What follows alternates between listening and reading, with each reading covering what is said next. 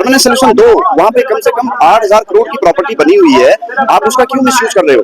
क्यों? क्या जो हमारे चुने हुए प्रतिनिधि हैं वो अपनी सुविधा के लिए उसको गर्मी और सर्दी में काट देंगे? जिन प्रत्याशियों को हमने उत्तराखंड के पहाड़ से चुन के भेजा है, क्या उनको वहाँ सर्दी में रहने में आपत्ति होती है?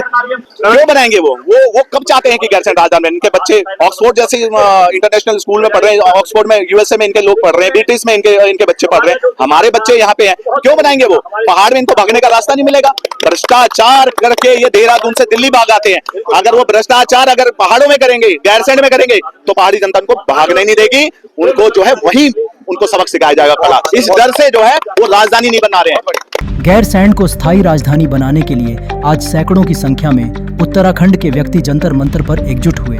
प्रदर्शनकारियों का साफ कहना है कि गैरसैंण को स्थायी राजधानी बनाया जाए। कहा, प्रदेश निर्माण को 25 वर्ष हो गए हैं, लेकिन सरकारें आज तक पहाड़ी क्षेत्रों की जनता के लिए पहाड़ में एक स्थायी राजधानी तक तय नहीं कर पाई। प्रदर्शन का नेतृत्व कर रहे कमल ध्यानी ने सरकारों पर जानबूझकर गैरसैंण को स्थायी राजधानी बनाने का आरोप लगाया। उनका साफ कहना है कि जब नेता पहाड़ में रहना ही नहीं चाहते तो पहाड़ियों का दर्द क्या समझेंगे। 25 साल हो गए हमारे राज्य को बने हुए। 25 साल में बड़े शर्म की बात है कि हमारी राजधानी तक नहीं बन पाई। राजधानी नहीं बनने से पूरा पहाड़ का विकास रुका हुआ है। भाजपा कांग्रेस हमेशा जो है मैदान की बात करती है, पहाड़ियों की किसे चिंता है? पिछले 25 साल में भाजपा कांग्रेस ने वहां पे राज किया। हमारे जो आंदोलनकारी थे, जिनकी शहादतों पे इन्होंने राज किया, उस उसकी बलिदान की कीमत कौन चुकाएगा? वो जो वादा किया था कि हम गैरसैंण राजधानी बनाए, कौन बनाएगा राजधानी? अगर वो इस तरह से वादा खिलाफी करेंगे तो जनता सड़कों पे होगी। और जिस तरह से हम पहाड़ियों को उपेक्षित कर दिया गया, पलायन पे मजबूर कर दिया गया, उससे क्या ये सत्ताधारी समझते हैं कि क्या जनता सड़क पे नहीं उतरेगी? जनता इसी तरह सड़क पे उतरेगी। आज यहाँ धरना प्रदर्शन के रूप में उतरी है, और अगर वक्त पड़ेगा तो इनको घर से खींचकर जो है हम अपने अधिकार लेंगे।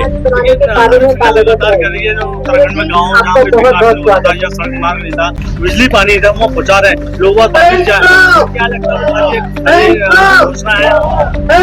देखिए, अगर सड़क खुलने का मतलब विकास है तो मैं समझता हूँ ये विकास नहीं, ये तो हमारे लिए विनाश साबित हुआ है।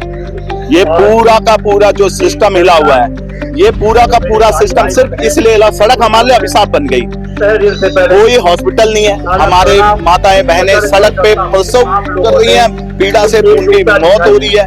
हॉस्पिटल नहीं, सामुदायिक केंद्र तक नहीं है। आपको अगर इलाज के लिए तो 200 किलोमीटर दूर देहरादून पहुंचना पड़ेगा।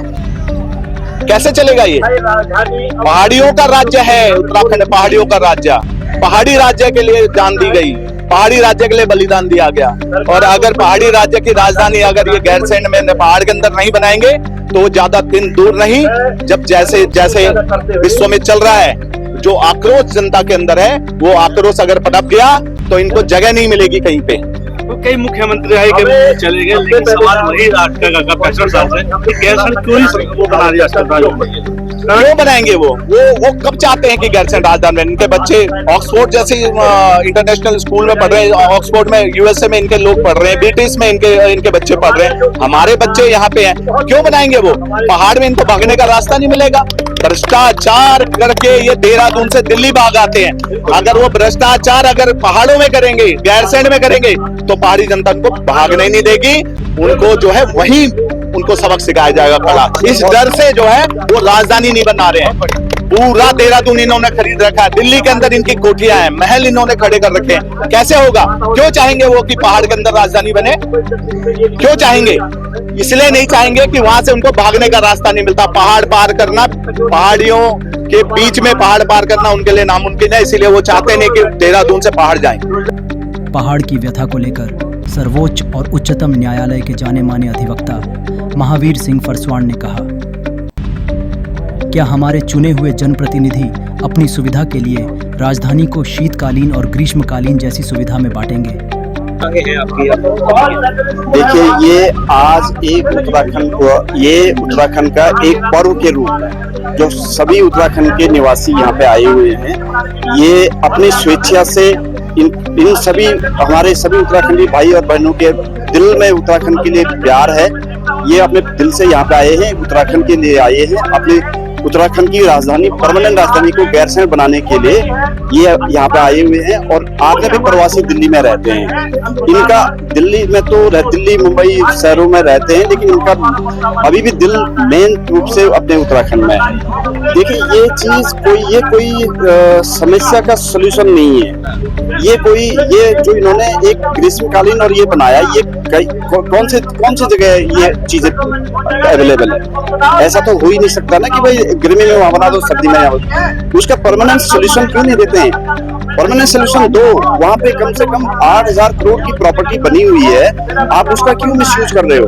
क्यों? क्या जो हमारे चुने हुए प्रतिनिधि हैं वो अपनी सुविधा के लिए उसको गर्मी और सर्दी में बांट देंगे कि भाई सर्दी में हमें सर्दी लगेगी, हम नहीं जा सकते वहाँ, गर्मी में हमें गर्मी लगेगी, हम वहाँ नहीं जा सकते हैं।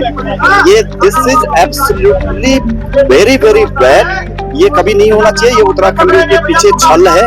हमारी जो राजधानी है वो परमानेंट होनी चाहिए। ये नहीं हो कि हम अपने जो जिन प्रत्याशियों को हमने उत्तराखंड के पहाड़ से चुन के भेजा है, क्या उनको वहां सर्दी में रहने में आपत्ति होती है?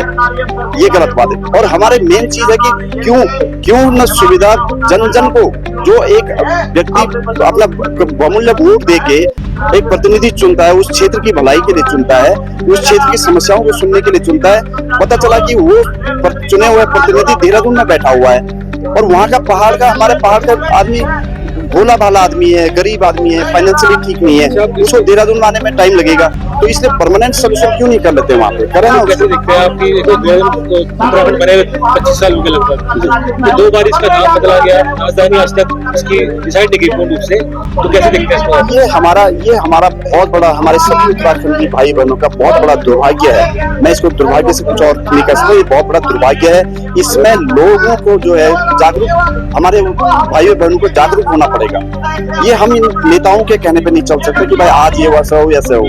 ये हमें लड़ना पड़ेगा। इसी जो आप बहुत बड़ा अच्छा क्वेश्चन है, इस क्वेश्चन के लिए ही हम यहाँ पे एकत्रित हुए हैं। और हमारी एक ही मांग है, आप परमानेंट राजधानी गैरसैंण बनाइए। इसके अलावा हमारी दूसरी कोई मांग नहीं है आज की डेट में। सबसे पहले तो ये जो भूतिया शब्द है, ये बहुत शर्मनाक और बेहुदा सवाल है। इसको मैं बिल्कुल पुरजोर विरोध करता हूँ इस चीज। अगर हमारे नेता, हमारे प्रतिनिधि, जनप्रतिनिधि अच्छे होते तो क्या ये आज भूतिया गांव होते?